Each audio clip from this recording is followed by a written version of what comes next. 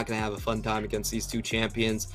In terms of the team fight scenario, I actually do like Hurricane Gaming's composition. They have that sort of range, just static range advantage with the auto attack from Jinx going up to 720 range, 25, and then you also have the Victor that outranges the Ahri as well. So if they can make it to the late game, it's a very strong sort of kiting composition. As long as you're not wiped on the first go, you can slowly inch back, and you have a lot of terrain control coming through with that gravity field and the smoke screen as well. So this is a well-built composition. The question is, can they actually survive the Xin Zhao and Ahri? That's going to be where all the attention is at. Again, Ahri is very much like a hybrid between a mage and an assassin. If she gets to go forward, then she just won't stop. And last time these teams met back in week 2, it was definitely the Minji show, as he put on quite the performance on an Akali that left Cha-Cha killless in this game, even on the zero. Oh, no! You hate to see it to start things off as he tried to dash away. Minji follows for first blood, and it doesn't get a lot worse than that. But Hurricane will try to get revenge on Wako down bottom. It does look like Wako will get some help here, and he is able to walk away without burning any summoners, but we have to mention that start was absolutely huge. They get to track wherever Graves is, and that just means so many more ganking opportunities for Husha. He knows that he's not going to get counter-ganked in a lot of these situations, and that means he can go all in with these ganks. So we'll have to track how each sides play towards that respectively. We do have an interesting thing coming in from Hurricane Gaming. They are pulling the wave close, which means that they can keep themselves out of harm's way if that Xin Zhao gank somehow does come. In the meantime, we also have to mention Hurricane Gaming do spot out where Husha is, so that might not negate some of these early pressures. Yeah, okay. Going forward on Enhao early on, and nothing really going to come of that. Yeah, the silver lining of the Graves getting first blooded so early is he gets right back to his camp without really losing a whole lot of time. So, hashtag could be worse. Flash for 400 gold. That's kind of the trade that you're doing right there. It's actually more than 400 because there was an assist going down there as well. Yeah. If I was Cha-Cha, I'd just be like, seriously? Come on! It's so rough, right? Because he got kind of bodied last time around, and he's going to try to play back and safe, but we'll see if his Victor mechanics are solid. I mean, we've seen Cha-Cha be much more comfortable on these control mages. I see you not having a fun time in this matchup. No. Opted into this on the Gnar bar. I mean, we've seen this exact matchup just happen. Did not go the Gnar's way. Yeah, I feel like the Gnar can get an advantage if his lane is pushing, but not vice versa. And in this case, everyone on the map knows that the jungler is going bottom lane for Oliao and Husha is going top. So there's not a lot ICU can do at this point. He just kind of has to survive here. He can't push out. If he push out, he's just dead. So that's what he has to do there. And unfortunately, Cha-Cha, as the wave is coming in, does take a pause here. And it gives us a really good glimpse on the map there. We also have Ahri traveling towards the top side of the map. We've seen in both games that Bay played today, he is running with Minion Dematerializer, which does give him a lot of chance to make those roams sort of happen. And the question really is, when we come back, can ICU survive the tough position he's been put in? Yeah, I think the Gnar bar definitely ran out just a little bit before that play, so really good timing read by Beyond Gaming. You talk about how this is a squad that have been a little bit slower. It's just been much more the identity to try and get into the later stages to get that 1-3-1 going, and they certainly seem to have built themselves a composition to try and make plays early on. We're seeing the openings of it here as we kind of get that rare opportunity to sort of dissect it before it happens because of the pause. And it is just such an unfortunate start to see that early gold go over to a player like Minji, who is just known for snowballing on these more assassin-style champions, and Ahri kind of being a little bit more of a flavor of the month right now, popping up more and more and more. It just gives him another threatening tool. It means you try to ban out his Akali, he's going to pull this out, he's going to be just fine. And I think Minji as a player is somebody who can just take a lead and run with it. So already you're off on a little bit of a back foot, and you are playing defensive in 3 lanes. So we know that the side of Hurricane are going to try and get out of this laning phase, minimizing their losses. Let's see if they can do it. ICU, I think they all see him. Leon going in for the push. They're looking for the setup on the dive. Takes a little bit of damage. The hop, the skip, the jump, but right back interrupted. Actually denies it on the boomerang. Don't push your luck, buddy, but that's not too bad. Yeah, really well played coming in from ICU, but I believe he's still going to go down. Yeah. Well, couldn't last forever, I suppose, but he tried with the flash and the fancy footwork. Does burn 2 sums for 1, but also loses his life. Meanwhile, down bottom, Thing 2 definitely showing he can hang with Locko and Kino, and Cha-Cha trying his best to dodge out of harm's way in a CS deficit. Now the lane gank coming in for Olio.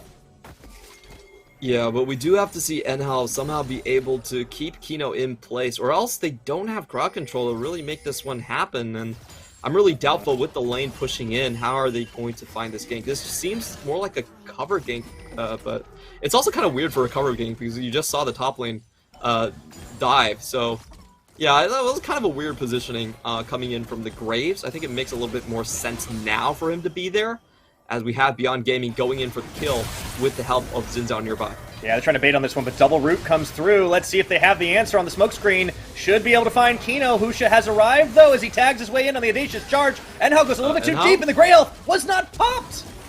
Meanwhile, Olio, he could almost go down, but stays alive. Bang 2 is in trouble, flashes away. Woo boy, that was a little too deep, I think. Yeah, it was an interesting trade. Definitely, I think both sides sort of misjudged where the jungling position actually was. I have to say, Olio actually had a completely correct read. So, Wako and Kino actually just walked up to that, died, and then Enhao went in and died. So, I think both of those plays were a little bit unnecessary, if I'm being completely honest. And judging by the situation, I would still have to say that it is Beyond Gaming that comes out just a little bit ahead because of that kill going over to Wako. Kill distribution coming out ahead there. And we'll just watch this again. They know they have the Xin Zhao in, but they misjudged the timing here. Olio actually has been hovering around this lane absolutely forever. Enhao, man, that is tough to watch right there. I think he had the Grey Health. Yeah, no, he had to. Yeah. And he just didn't pop it. I mean, did he think he was going to survive the tower shot? I'm not sure. I think his thought process was probably he was dead anyway, but that was definitely a mistake on his part. He probably died of shame because he didn't hit anyone with the crowd control. So, yeah, that happens sometimes. If you don't get the first thing to go well, then you sort of tilt yourself off the face of the earth. And now we have Beyond Gaming going in for seconds. There is no Summoners on Bang 2 and no Devour at this stage. Yeah, Bang 2 going to try and push this wave out, and they have to know that something's happening without seeing Kino show here. And it's just a little bit of counter jungling for Olio, and actually ends up being just the same for Husha. They don't end up going into the dive, but it does mean they open up for an Infernal Dragon. Oop. ICU tries for the big scoop up on Liang, doesn't find it. Wow, the footsies there were pretty remarkable. I can't believe he was actually able to just simply walk out of that. I guess that's what the steel-plated boots do for you. Really nimble on that champion. So now we have the trade. Yeah, I think they know this one's coming. Looking for the Rabbitson, lockdown. Here's the double root, and that's the go button right now. Minji over the wall. They're going to get Enhao starting on 1. Look for Bang 2. Audacious charge. Kino absorbs all the tower shots, and it was just beautiful execution from Beyond Gaming. Yeah, I love that they waited for the Graviton, for the carries to just line themselves up, go backwards, force them into a bad situation. I actually feel like Bentu and Enhao would have been better if they walked forward, but it's really hard to know without vision in that situation. And the chain there coming in from Kino, landing the dredge line, and then into the charm. No chance for Thick Skin to come up for Enhao. That was just a pleasure to watch them execute that. Not only that, they get a kill onto the Ahri, they get a kill onto the Aphelios. Olio is going to try to make a dive up here happen, and Liang does actually move forward, but again, it's so hard to get onto the Gwen. There's the mist, and as Nightstar is fond of saying, Gwen is immune. She definitely is, and this is why Gwen is so powerful. I think the same thing with Renekton. She really allows you to put all of your eggs into the bot lane basket. You don't have to care about top lane. It's almost impossible to dive a Gwen. Her sustain ability and her hollowed mist is just way too good. You see that in action again. And Beyond Gaming, they're forced with an interesting question right here, as they do have a lot of pings onto top lane. They're thinking that maybe this could be a Herald start. So they do want to match, as we have Xin Zhao going to the top side. But Hurricane Gaming actually, they have kind of outsmarted the situation, and their jungler's not in that place. I guess outsmart's kind of a weird word, as Husha just actually takes the Herald. They outsmarted Never mind. They outsmarted the perception of the thing that was happening. That wasn't actually happening. It's very complicated as Olio looks for a dive down onto the bottom side. It's League of Legends calculus, if you will. Husha is going to be able to clean up that Herald, though, and Olio really has to make this play count. They want to set up for the dive, but not going to be the easiest. He actually is second-guessing this. They're just going to push in. I don't know about this one. He's going to go for Krugs. Maybe they go for the extended play after the fact that they can build up another wave to it, but I don't know if I like that. This is going to be sniffed out, too. Olio, yep, the jig is up. He knows Kino's there. Going to have to hop the wall. Really nicely done by the side of Beyond Gaming. They read the play correctly, and they just hard push the lane, set the turrets down. You want to expend your mana in this situation. Just make sure you're as safe as possible. It's actually much more dangerous if you let the wave crash into your lane at this point. You're going to be trapped in a very confined space. There was no flash on Wako, and if they just put a Flame Chompers behind him, he was most likely dead. So good read from Beyond Gaming in their bot lane, just playing that one really nicely, slow and measured. And, they don't even lose a turret plating for that. So it's basic stuff, but getting those reads in is definitely a necessity. For sure. Little advantages start to add up here. Beyond Gaming, speaking of advantages, getting themselves just shy of 3,000 gold here. Sub 10 minutes. Of course, they have the Herald and that first Dragon to play with, and really haven't lost much on the flip side. Hurricane only claiming that 1 kill in answer, and I think it might be time for another push down on the bottom side. Husha holding on to that Eye of the Rift Herald. Is trying to go for the first tower right off the bat, and they know at this point the bot lane is pretty far behind, a 2-0-1 on the Aphelios. They're getting into position first. Bang 2 has to check this with the Zap. Oh, good move. Oh, I feel like there was a bit of hesitation there from Beyond. I think they had the opportunity to go for the full charge, but rather than get the kill and the tower, they'll just settle for 1, as it is absolutely a free buffet here for Shelly. Yeah, the big difference here is really the fact that the mid lane can move whenever they want to. That's the strength of Ahri. Against a lot of these control mages, you can't follow Ahri. She will one-shot burst you. So they had to seed right of way. Cha-Cha is very far behind the play. They get the second charge. They do have good wave clear here, though. Yeah, Flame Chompers dodge just a little bit. That is going to be quite a lot of damage dished onto Wako and Kino. Do they have enough? Charm goes through, and Olio tries to flank around the side, but he actually gets turned on himself, as the collateral damage doesn't do quite as much as he would have hoped for, and that is going to be the end of that play. Meanwhile, top trades back and forth. This time goes in favor of ICU just briefly. Really nicely done there, coming in from Beyond Gaming, just forcing out the Devour, trying to see if they can find something. Good fingers on Enhal, make sure that doesn't happen either. But the thing is, for Beyond Gaming, once they push that in, they can still rotate to other places on the map fairly easily. There really is no contest coming in from the bottom side of the map. So they can just continue to run this sort of play until Victor gets enough stacks to kind of push that in. Cha-Cha at this point should have the CS for the Death Ray. Indeed, we see the double explosions right there. So at least he's going to be able to keep this wave shoved out a lot more than he could before. And that should allow him to kind of follow up on these plays better. But the question is, can Hurricane Gaming still hold on and go later into this game? They do have a pretty good burst combo with the collateral damage and the Chaos Storm just going down, but they still need a lot of time to scale up. That's true. Give him a little bit of time. Oh, yeah. Oh, no, he is caught between so many members of Beyond Gaming. Got a little greedy for those Merc Wolves. He fed it right back to Minji. Yeah, I don't think he was outside of vision in that play. I feel like he must have tipped off Beyond Gaming on some of these tripwires. You can see 2 wards there, and oh, wow. Oh, the wow, flash! The intercept, though. Enhal, what a bro support move. Yeah, that was amazing to watch from Enhal. You can now go and play for BLG right now. Congratulations, man. You have passed the Uzi test. Onto the LPL you go. Enhal's been having a great your life game. For your AD carry. As you should. That is exactly what is expected of you. Yeah, no, I mean, it's unfortunate he had to burn a flash for it, but I do think that may have ended up being a kill. Really, really good play. I mean, Kino sinking the long-range dredge line. I swear they're getting longer and longer these days. And Minji comboing up. I mean, Minji has looked so good on this Ahri. I think he's the best Ahri we have in the PCS. The KDA I agree with you. He's like 13 plus KDA on that champion, hasn't lost at all and finds charms pretty consistently. We do have a 3v2 for Hurricane Gaming. Maybe they're going to try and push this? Just the plate. Oh, they haven't quite secured it yet, actually, and Wako takes a lot of punishment. I think they'd really like to secure that. They have 30 seconds before plates are going to drop off the map. But you don't want to risk giving over a kill. You already have a pretty big gold lead here. Now, Husha actually coming up to join the party. 3v3. This looks a little bit dangerous here. Alio can't really walk up here. Kino has almost the ultimate. He's basically just waiting for that before he goes in.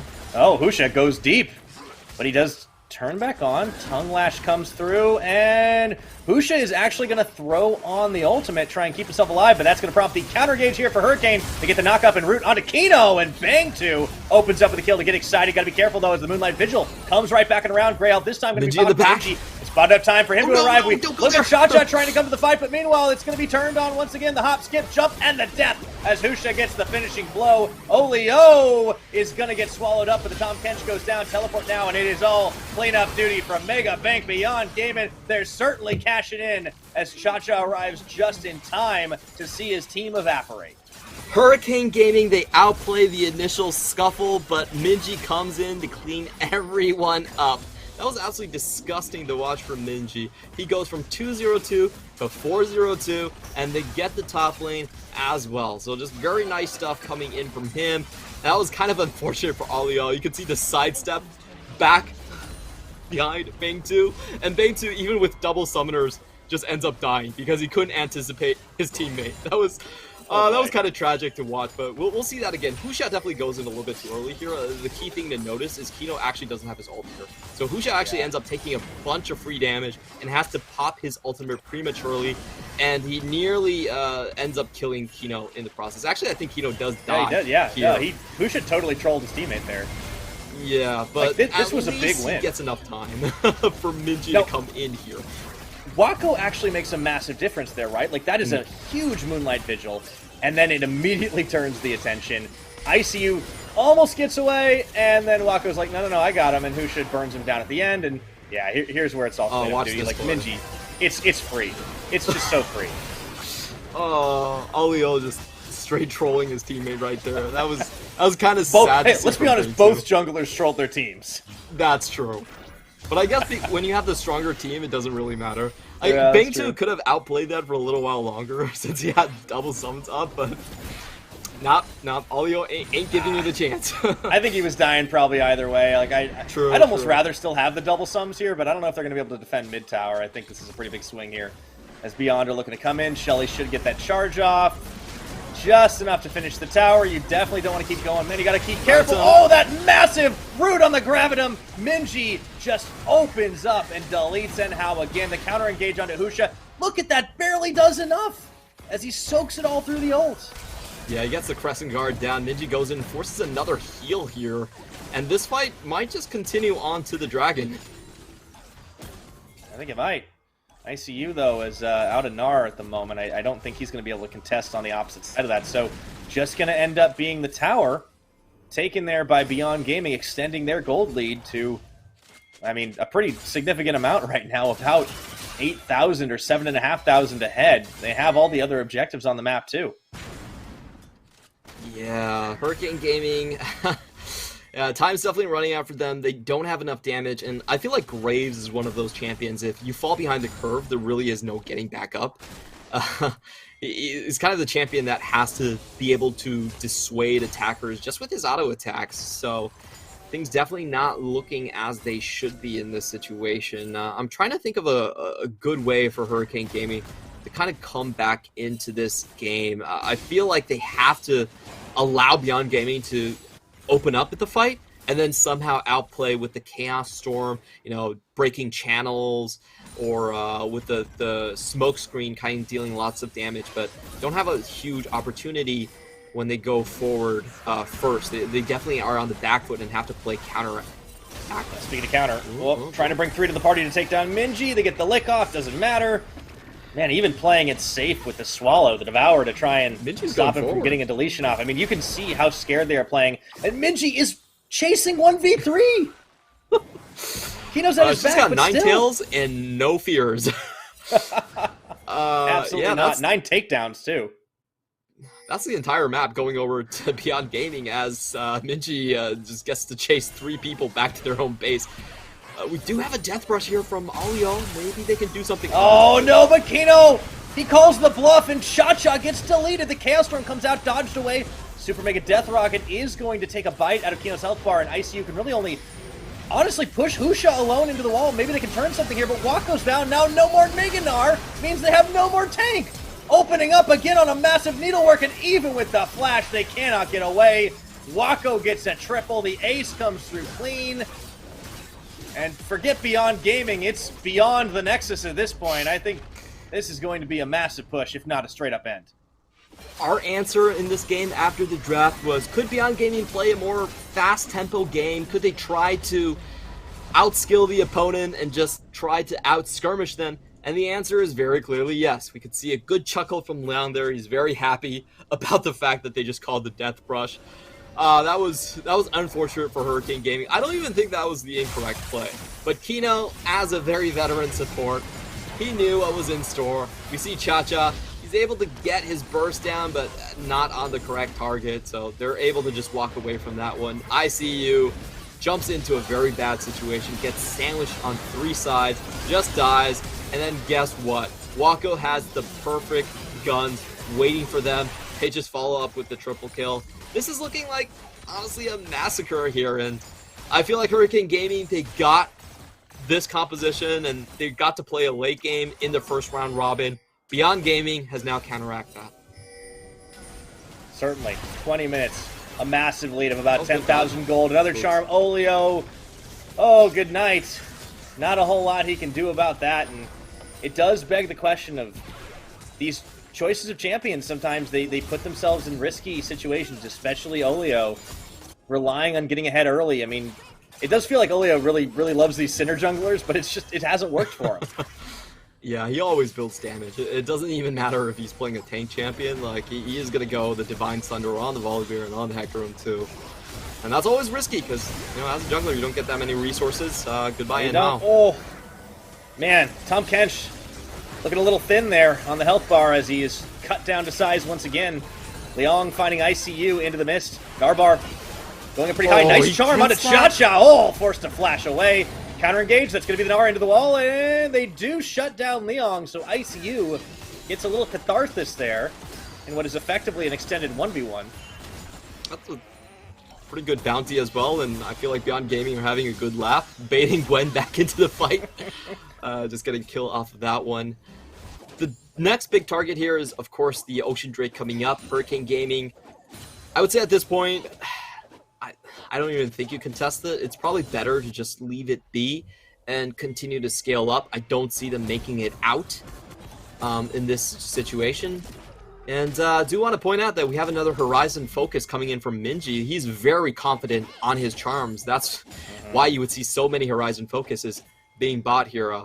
Pretty much kind of the only Ahri player that's been consistently going for this item. Yeah, well, and he's certainly, you know, the only Ahri player that's been consistently hitting just about every skill shot, and he's earned it. I was looking at that item, but then I also glanced over to the left and realized, oh, he's got a full stack Medjai's. True. So I guess you can, you know, you can go with the less consistent item, but the definitely the higher reward item in the Horizon Focus. You do get that enhanced damage if you do land immobilizing abilities there. It's, of course, the charm on Ahri. You know, you don't really think about Horizon Focus as an Ahri item because she's actually much more shorter range than most mages, but if you can land the charm, you can make it work. Yeah, and he's been able to nail it. Ooh, Kino, he nearly finds an opening there, but just dodged this time around. And another champion, or another player that's really good at hitting his skill shots, Kino. And Wako goes in. Moonlight Vigil does not land, but that's okay. They just can chase them off the dragon. This would be, if they wanted it, either the Baron start or Minji. The Dragon's soul point. Whoa, boy, Minji! All he needs to do is hit one, and you called it. He is dancing around everybody for a double, looking for a third. He doesn't even need his team in his back. Another charm, and Husha steals it away like a scumbag. That was so smart from Minji. Everyone was focusing on the Drake. Nobody is looking at the left side of the lane, and that is where Minji decides to strike. I love watching Minji on Assassins. This guy is just phenomenal in his sense of understanding where the enemy expects him to be and then surprising them.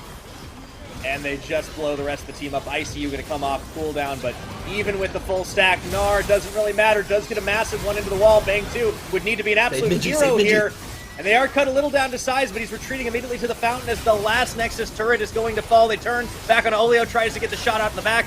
Big Aphelios for Wako as he's coming through, and Bang 2 just does not have enough damage. Needed to upgrade himself to Bang 3 or 4, and the Nexus is gonna shred as Beyond Gaming pick themselves up another victory here in Week 4. You might